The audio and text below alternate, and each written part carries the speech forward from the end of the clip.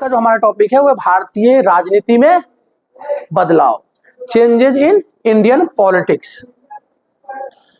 Changes in Indian politics बोलने का यहाँ पे एक इकलौता और वन एंड ओनली एक मैटर है कि भारतीय राजनीति में बदलाव कहाँ से।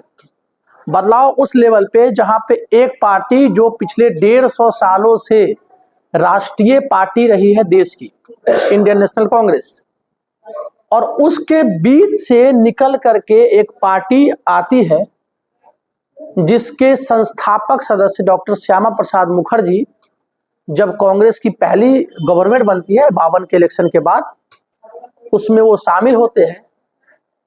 नेहरू जी के आग्रह करने पे जनसंघ भी शामिल होती है, क्योंकि सभी पार्टियों में मिल करके देश को आगे बढ़ाना था। वह चुनाव तो अलग अलग लड़ रहे थे, और वो श्यामा प्रसाद मुखर्जी शामिल होते हैं, लेकिन वो बहुत जल्दी कुछ दिनों के बाद ही वो रिजाइन कर देते हैं मंत्री के पद से।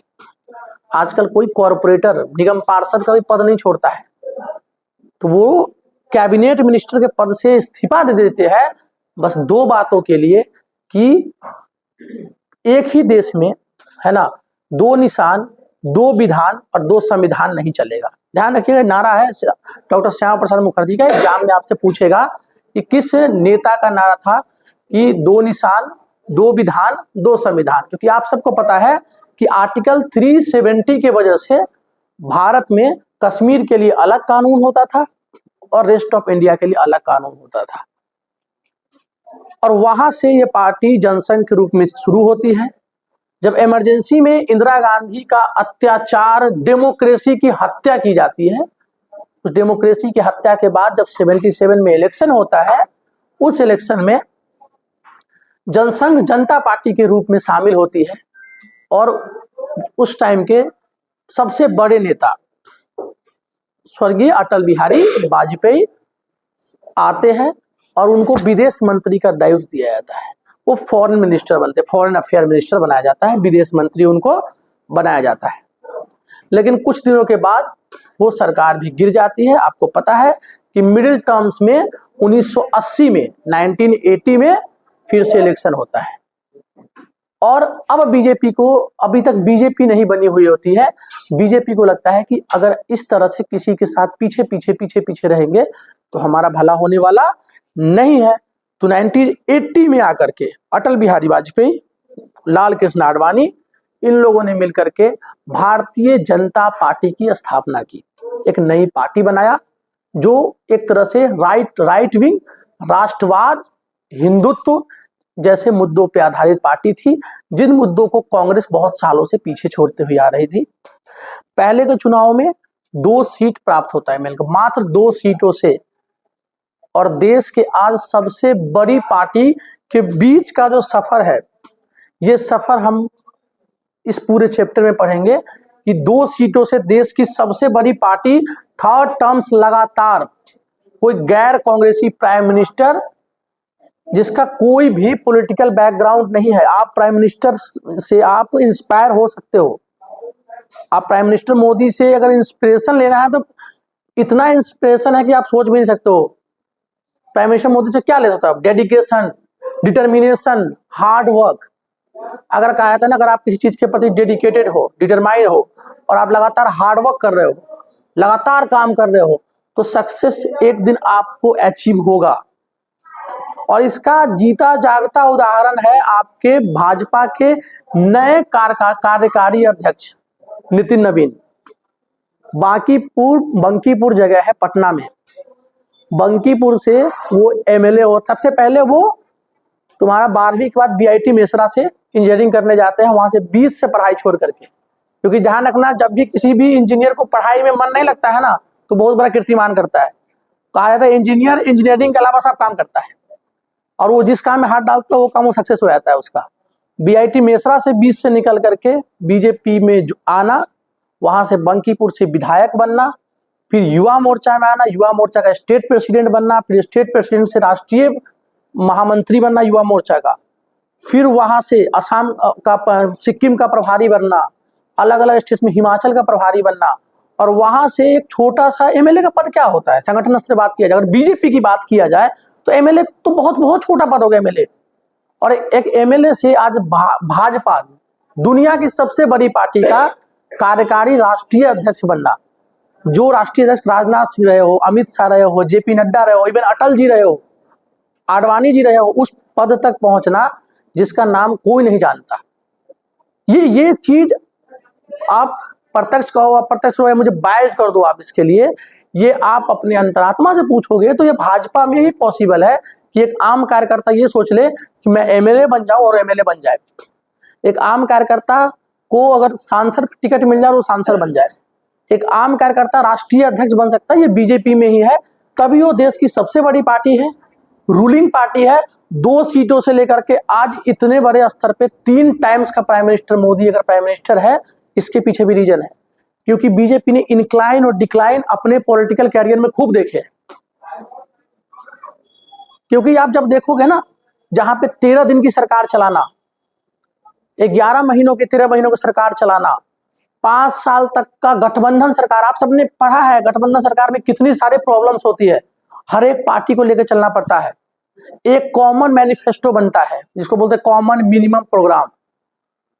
एक वर्ड होता है कॉमन मिनिमम प्रोग्राम, है ना। उस पर सीएमपी होता है, जिसमें जितने भी अलायंस पार्टनर्स होते हैं गठबंधन के साथ ही, उनके साथ कुछ कुछ मुद्दों पे होता है कि हम गठबंधन में इसलिए है कि हम आपके साथ इस बिंदु पे काम करेंगे। कॉमन मिनिमम प्रोग्राम बना के सरकार को चलाना, 30-30 दलों को लेकर सरकार चलाया वाजपेयी जी ने। और जब खूब अच्छा डेवलपमेंट हो रहा था, जब तब बीजेपी ने कहा कि हम शाइनिंग इंडिया का नारा देंगे, और फिर 2004 का इलेक्शन हार जाती है। और 2004 का इलेक्शन हारना, फिर बैक टू बैक 2009 का भी इलेक्शन हार जाना।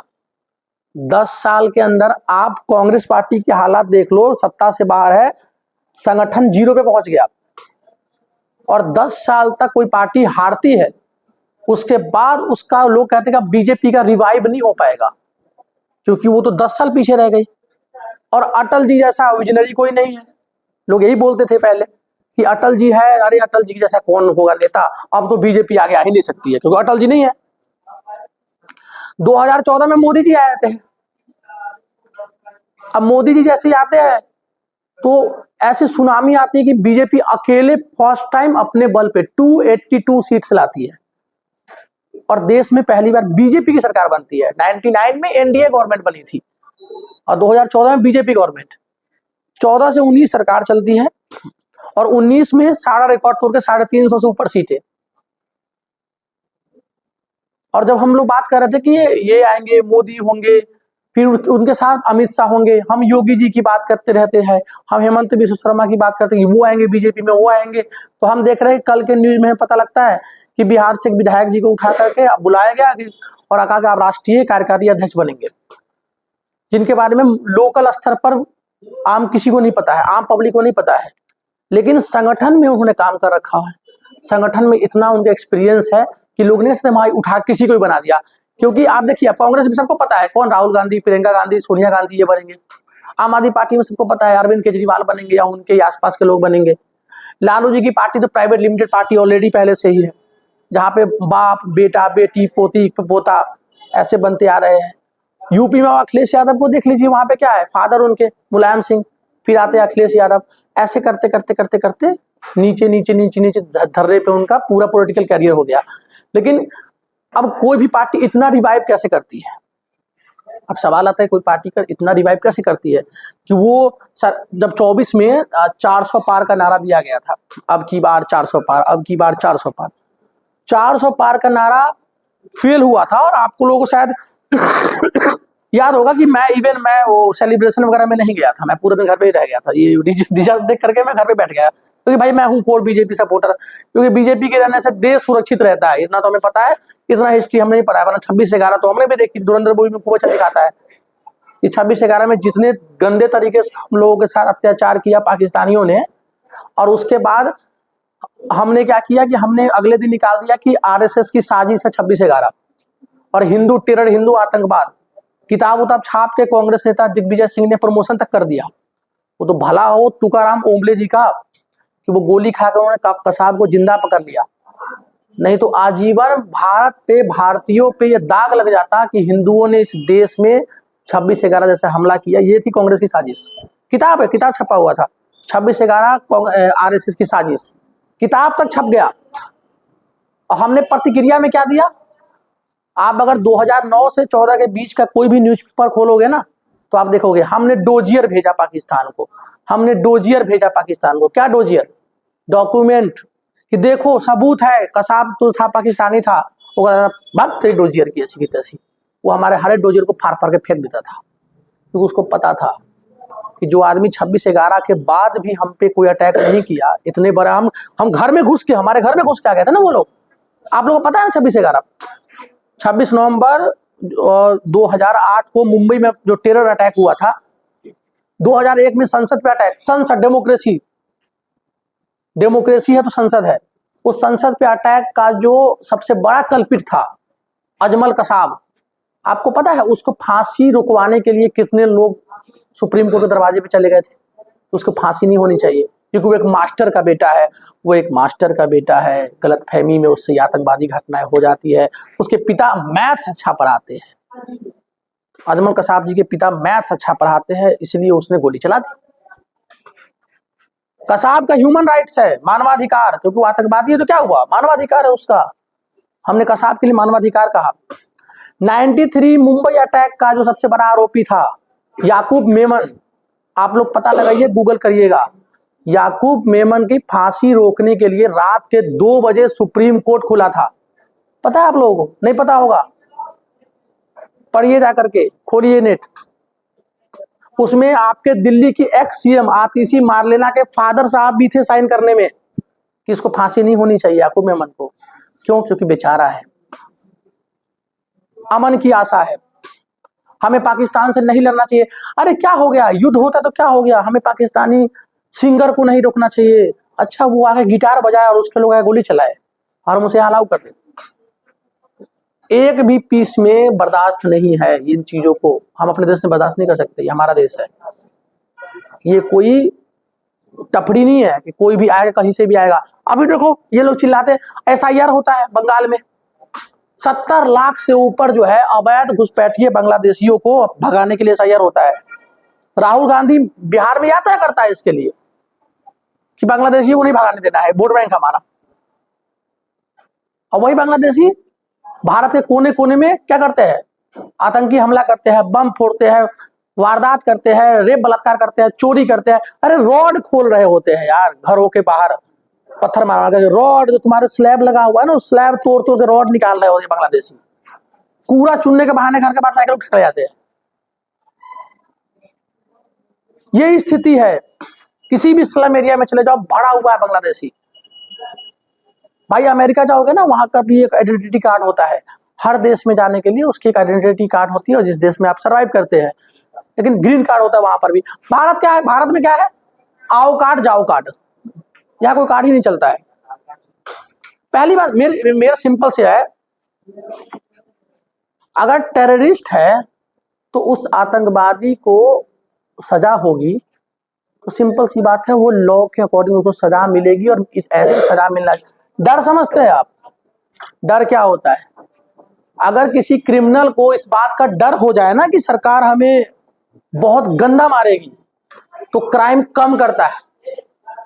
और क्रिमिनल को ये लग जाए ना, कह रहे सरकार तो बिरयानी खिला देगी हमें, जैसे कसाब को खिलाते थे बिरयानी ये लोग, तो ये डर खत्म हो जाता है। सब छोड़िए, आपको एक अपने एक्स PM मनमोहन सिंह जी का एक आपको वो दिख जाएगा फोटो, जिसमें वो एक आतंकवादी के साथ हाथ मिला रहे हैं, जिस आतंकवादी ने कश्मीर में जेनोसाइड किया था और करवाया था। ये भी इस देश ने देखा है, इस देश में ऐसे होते आया है। तो आप कहोगे ये बीजेपी का रिवाइव ऐसे हो गया, ऐसे नहीं हुआ है रिवाइव, इतना प्रचंड नहीं हुआ है। पब्लिक बहुत समझदार है, पब्लिक को चीजें दिखती है कि ऐसे कैसे, क्या देश क्या है। आपको नहीं समझ में आ रहा देश क्या है ना, आप सोच के देखो ना कि ये आपके देश को बनाने में लिए कितना मेहनत यहाँ के एक पर्सन करता है।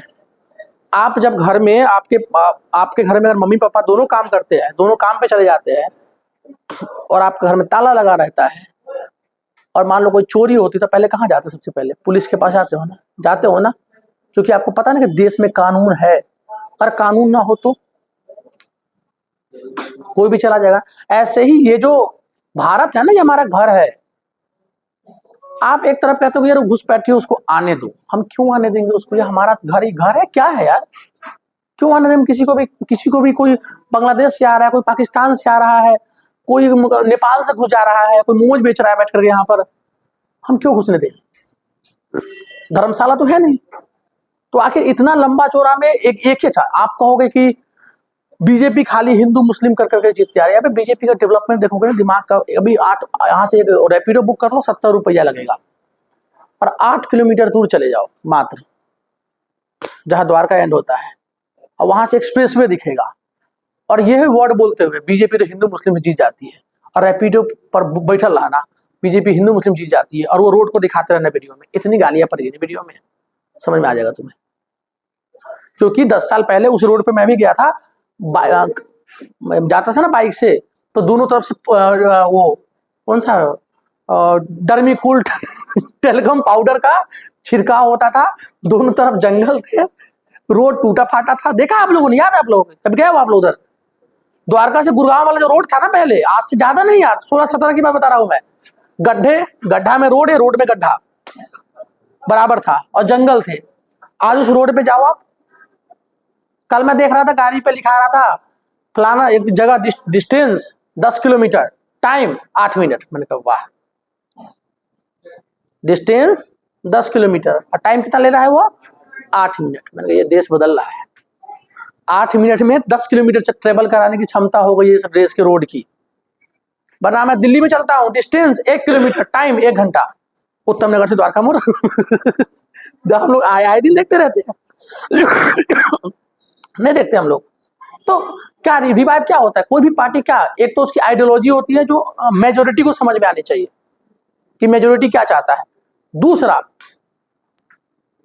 उस तबके को जोर दिया बीजेपी ने ना, जिस तबके पे कभी किसी ने जोर नहीं दिया, महिलाओं पे, ओबीसी पे, खासकर ओबीसी पॉलिटिक्स की शुरुआत ही बीजेपी के आने के बाद होती है, क्योंकि आज की ओबीसी भारत का बहुत बड़ा एक तबका है, अदर बैकवर्ड कास्ट।